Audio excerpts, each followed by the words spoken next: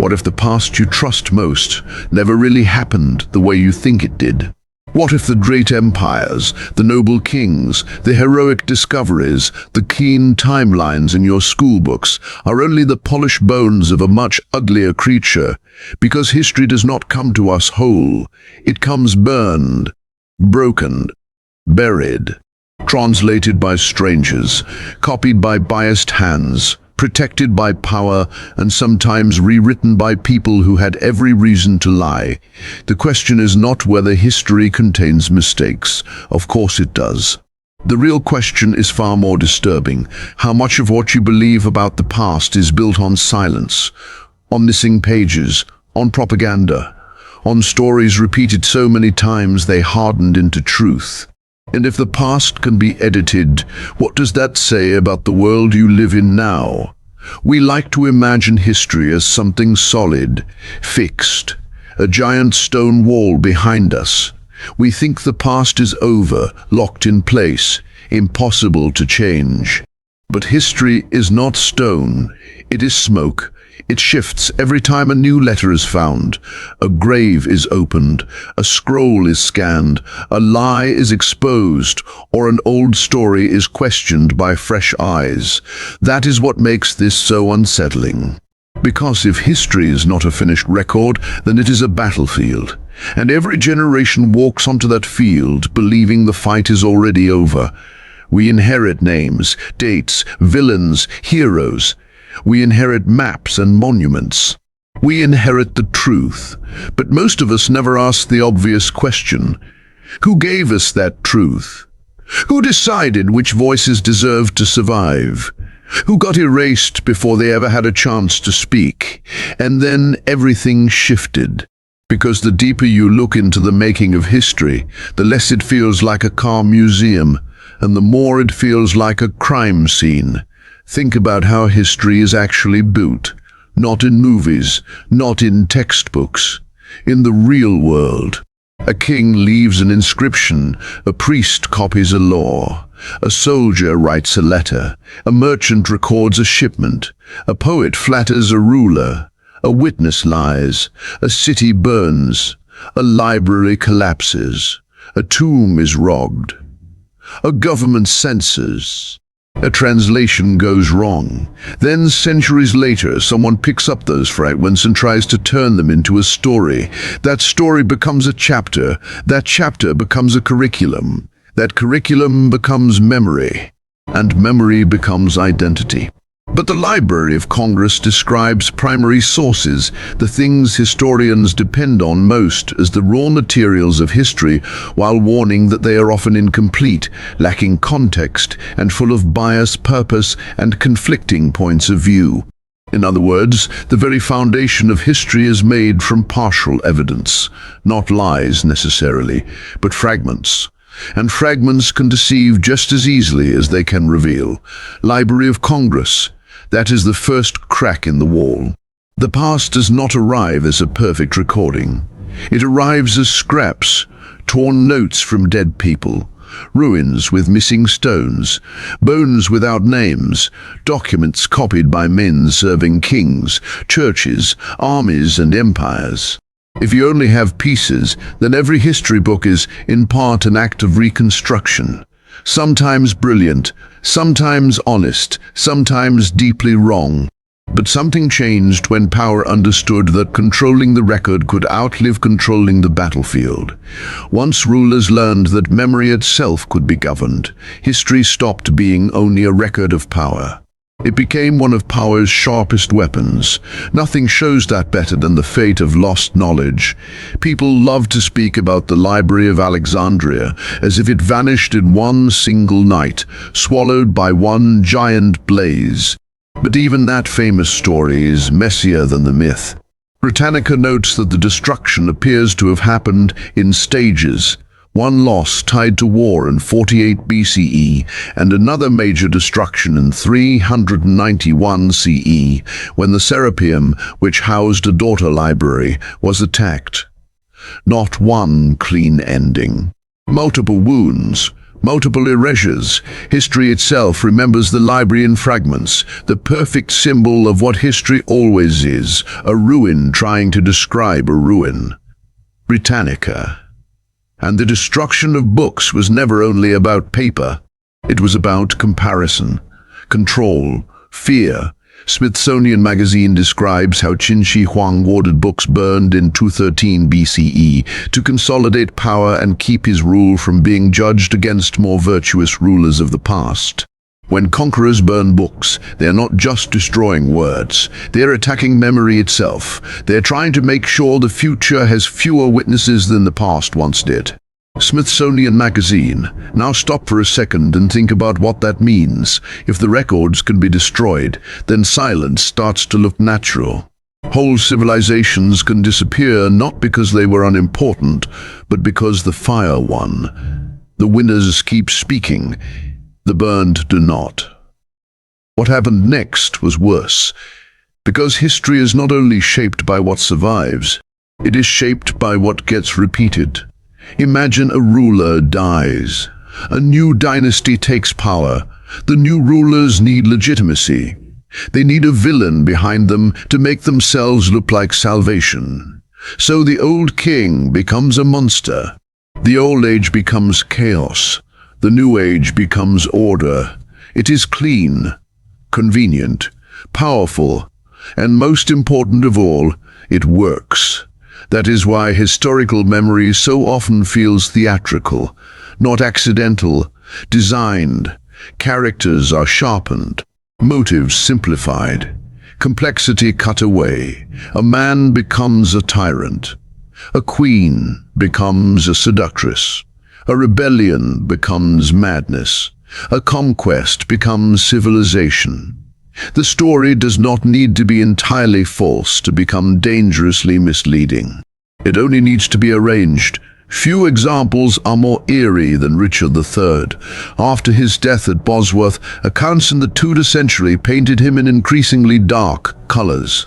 History extra notes that chroniclers who once praised him later describe him as monstrous, while Tudor writers helped turn him into a usurping villain whose image served the political needs of Henry VII's new regime. It was not enough for Richard to lose. He had to be made into the perfect loser, crooked, wicked, unforgettable. History extra. And then, hundreds of years later, something almost absurd happened. Archaeologists dug beneath a parking lot in Leicester and found a battle-scarred skeleton with spinal curvature. The University of Leicester announced in 2013 that the remains were Richard III.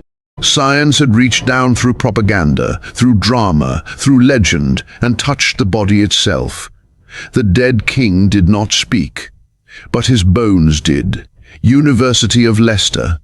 That moment matters more than it first appears. Because it was not just a cool discovery, it was a warning. A buried body had the power to disturb a story that had lived for centuries. One excavation, one skeleton, and suddenly the neat version of the past looked less neat. But the real truth was even darker. History does not only reward the winners, it rewards the organized, the literate, the powerful, the people with archives, scribes, temples, courts, printing presses, and later, cameras. If you control the machinery of record, you do not simply describe reality, you manufacture what future generations will mistake for reality. Think about monuments, think about official portraits. Think about maps drawn by empires that called stolen land discovered. Think about schoolbooks that spend 5 pages on a battle and 1 sentence on the civilians crushed underneath it. The past comes to us through systems. And systems have motives. Even photographs, those things we trust because they seem so cold and mechanical, carry their own threat. The Metropolitan Museum of Art explains that manipulated photography goes back to the 1840s, long before Photoshop. People were added to scenes, removed from scenes, wrinkles softened, waists slimmed, even entire events fabricated. The Met puts it bluntly, the camera never lies has always been a fiction, so now the danger grows. If a text can be biased, and an image can be staged, and a monument can be political, then how much of the past have we mistaken for direct evidence when it was really curated performance? The Metropolitan Museum of Art, and that is where history becomes frightening, because most people do not meet the past through archives, they meet it through confidence, through repetition, through whatever version of the story feels settled enough that nobody around them bothers to challenge it. That is how myth enters the bloodstream. Quietly, respectably, wearing the clothes of certainty, a child learns a timeline. A nation learns a founding legend, a culture learns who its heroes are, and once those stories become moral anchors, questioning them feels dangerous, not because the questions are wrong, but because identity is fragile. It is painful to discover that the story holding you together may have been edited, but something changed when science, archaeology, and technology began tearing open places where certainty once slept untouched. History had long depended on what people said.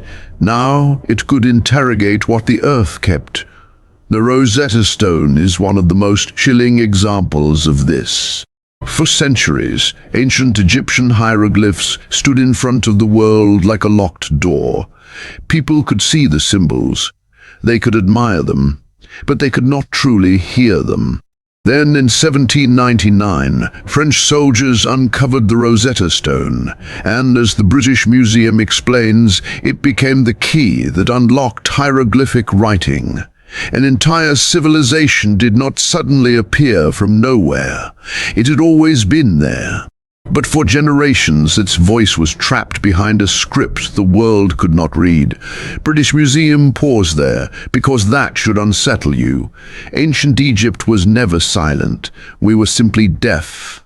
The temples, tombs, and wars have been speaking the whole time. Humanity just lacked the code. So how many other past worlds still stand in front of us right now, visible but unreadable? How many truths are hidden not by distance, but by translation we have not yet solved? That is the second crack in the wall. Sometimes history is not wrong because someone lied. Sometimes history is wrong because we literally could not understand what we were looking at. And then everything shifted again. Because words were not the only buried evidence. Blood had a memory too. A major review published in PubMed Central states that ancient DNA is revealing a human history far more complex than older models built only from modern DNA. Instead of one clean migration here, one simple replacement there. Ancient DNA keeps exposing mixtures, movements, and surprises, farmers mixing with hunter-gatherers, unexpected ancestry lines, major events that older models failed to predict. In simple words, the human story was messier than the neat diagrams suggested, much messier.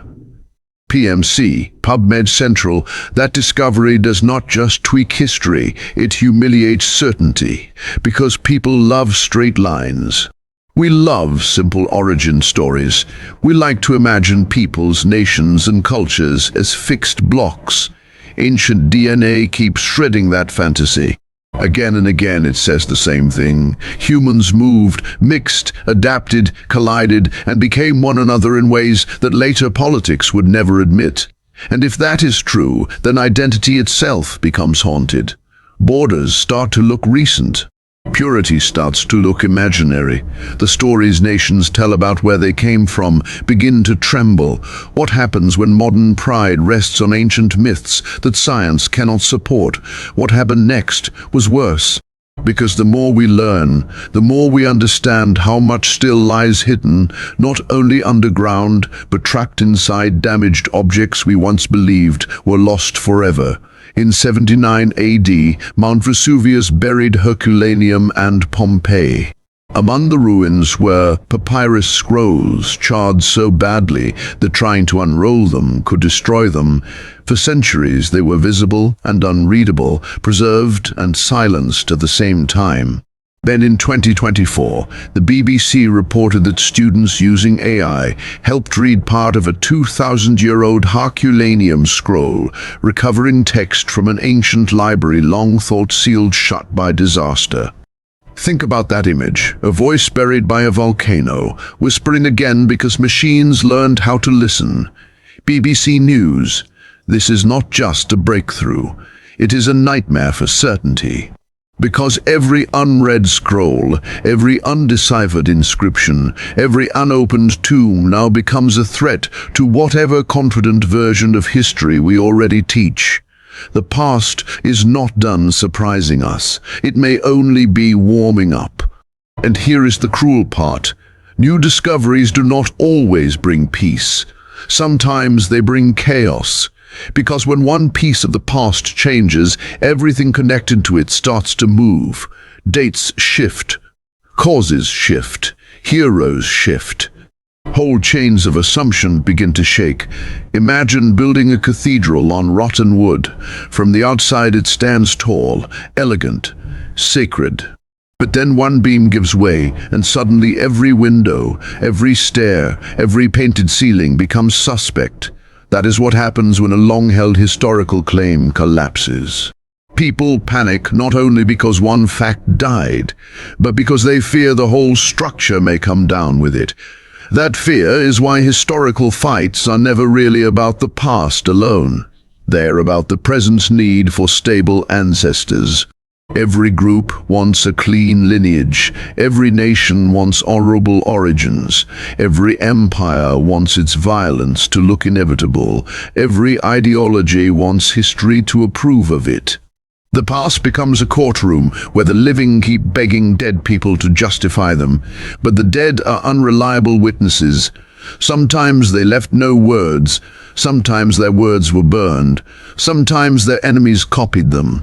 Sometimes their bones are all that remain. Sometimes even the bones wait centuries before anyone knows whose bones they are. But the real truth was this: history is not a photograph of the past. It is a negotiation with evidence. And evidence is often wounded. That does not mean all history is fake. It means all history is fragile. There is a difference, and it matters. A broken mirror still reflects something real. But if you stare into broken glass and demand a perfect face, the mistake is yours. This is where the story turns personal. Because most people hear history was rewritten and think of kings, propaganda ministers, dictators, censors. But rewriting happens in smaller, quieter ways too. A family stops talking about a scandal. A town forgets who lived there before. A nation softens a massacre into a conflict. A monument leaves out the enslaved hands that built the wealth around it. Silence edits memory just as effectively as fire. And silence is seductive because it feels calm. It feels respectable. It feels complete. An unanswered question can live for centuries if enough people decide not to ask it out loud. Now imagine how many of your own assumptions were inherited in that exact form. Not proven, inherited. Maybe you were taught that civilization always moved in one direction, that empires brought order, that great men changed the world while ordinary people watched, that maps were destiny, that the past can be divided into simple eras, each with a clean beginning and a clean end. But history rarely behaves that way. It bleeds across borders. It overlaps. It contradicts itself. And then everything shifted once more, because the more deeply historians study evidence, the less history looks like a line, and the more it looks like a storm. One artifact says one thing, a grave says another. A climate record adds pressure. DNA adds movement. A translation changes meaning. A letter exposes motive. A photograph is revealed as manipulated. A ruler's propaganda collapses under archaeology. Then a forgotten voice rises from ash 2,000 years later. Every new method gives us a sharper view, but also a more unstable one. That is the paradox at the heart of this whole story. The better we get at studying history, the less comfortable history becomes. We want the past to settle down. It refuses. We want one final version. It keeps mutating. We want a clean answer to who we are. The evidence keeps saying it's complicated. What happened next was not clarity, it was humility. Or at least it should have been. Because once you understand how history is made, you stop asking childish questions like, is history true or false? That is too simple. A better question is, how true is this version, compared to the evidence we have, and who benefits from telling it this way? That is a harder question, a more dangerous one, and a more honest one. It forces you to look at every story with two eyes instead of one. One eye for what is being said, another for what is missing. One for the surviving document, another for the destroyed archive, one for the monument in the square, another for the people it leaves outside the frame. Because missing evidence is not empty space. Missing evidence has shape. You can feel it. You can see it in the strange confidence of official stories. You can hear it in the smooth voice of certainty. When a story has no cracks, no ambiguity, no pain, no competing witnesses, that is when alarm bells should ring. Real history is usually rougher than propaganda allows. And that brings us to the most disturbing possibility of all. What if the greatest falsehood in history is not one specific event, one fake quote, one hidden battle, or one wrong date? What if the deepest lie is the feeling of certainty itself? Maybe the most dangerous thing you were ever taught about history was not a wrong fact. Maybe it was the idea that the past is settled. Because settled history creates obedient people. It teaches them to inherit without questioning, to repeat without examining, to mistake confidence for evidence, to accept the story they were given as the story that must be true. But something changed the moment you realize history is alive. Suddenly the past stops being a museum and becomes an investigation. Suddenly every archive is a battlefield of choices. Suddenly, every discovery feels like a door kicking open in a locked house. Suddenly, the dead are not finished speaking. And when the dead are not finished speaking, the living should be careful. Careful about the leaders who wrap themselves in ancient glory. Careful about the movements that promise pure origins. Careful about the storytellers who make the past look too clean, too simple, too flattering. Careful about your own hunger for heroes and villains, because that hunger makes manipulation easy. After all, if the camera can lie, if the document can be biased, if the library can burn, if the king can be smeared, if the script can remain unread for centuries, if the skeleton can overturn a dynasty's memory, if the genome can redraw human migration, if the scroll buried by lava can still surprise the modern world, then what exactly are you trusting when you say, "I know history"? The Metropolitan Museum of Art, University of Leicester, PMC, PubMed Central, BBC News. The answer is uncomfortable. You are trusting a process, not perfection. You are trusting historians who compare fragments, question motives, test material evidence, revise conclusions, and keep going even when the ground shifts under their feet. History is not sacred because it never changes. History is sacred because serious people are willing to change it when the evidence demands it. That is not weakness, that is integrity. The real enemy is not revision. The real enemy is dishonest revision. Propaganda. Myth sold as certainty. Power pretending to be memory. That is the darkness at the center of this story. Not that we learn new things, but that some people have always understood how easy it is to exploit what others do not know.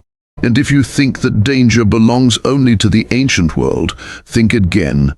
Every age writes its own version of itself. Every age edits. Every age curates. Every age decides what will be remembered and what will be buried beneath newer noise. The only difference now is speed. The archive is larger. The manipulation is faster. The confidence is louder. So the question returns, darker than before. What if everything you know about history is wrong? Maybe not every date, not every battle, not every empire, but maybe the shape of the story is wrong. Maybe the neatness is wrong. Maybe the certainty is wrong. Maybe the silence around the missing pieces is wrong. Maybe what you were really taught was not history, but the most convenient surviving version of it. And that should not make you despair. It should wake you up, because once you accept that history is fragile, you start listening better. You become suspicious of clean narratives and patient with complexity. You learn to respect evidence without worshipping certainty. You understand that truth is not always loud and lies are not always obvious. Sometimes truth waits in a grave under asphalt. Sometimes it waits in ash. Sometimes it waits in a script no one can yet read. Sometimes it waits in the questions everybody else is too afraid to ask. That is the final twist. The idea that history might be wrong does not make the past meaningless. It makes the search for truth more urgent, more human, more alive. Because the past is not dead paper. It is a struggle over memory, over identity, over who gets to speak for the lost. And that struggle is happening right now, all around you, whether you notice it or not.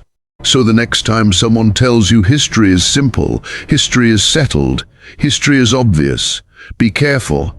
Simple history is often edited history. Settled history is often protected history. Obvious history is often the story power once repeated. The honest version is harder, darker, less comforting, but it is closer to the truth. And maybe that is the warning hidden inside all of this. If humanity can misunderstand its dead so badly, then it can misunderstand its living just as easily. If we can turn centuries into myth, we can turn headlines into myth too. If we can inherit a false past, we can also be manufacturing a false memory for the future right now.